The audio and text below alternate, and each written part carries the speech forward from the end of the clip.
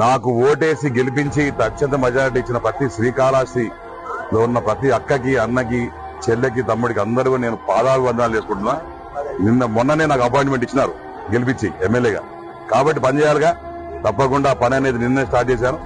తప్పకుండా వచ్చే రోజుల్లో గోపాలన్న ఏ రకంగా పాలన ఇచ్చాడో అదే రకంగా పాలనిస్తా ఉండా. ఎక్కడన్నా సరే ఆడకూతుళ్ళు కావచ్చు, ఎక్కడన్నా సరే ఎవరినన్నా సరే ఇబ్బంది పెట్టి కొట్టి ఇబ్బంది పెట్టి టౌన్ లో ఏమన్నా అరాచకాలు చేసి వియ్యంపల్లి నుంచి కొంతమంది బ్యాచ్ ఉన్నారు, వాళ్ళందరూ కూడా నేను చెప్తా ఉన్నా పారిపోండి, లేకపోతే లోపల ఉంటారు. మళ్ళీ చెప్తా ఉన్నా, ప్రజలకు ఇబ్బంది పెట్టే ఏదన్నా సరే నేను సాధించను.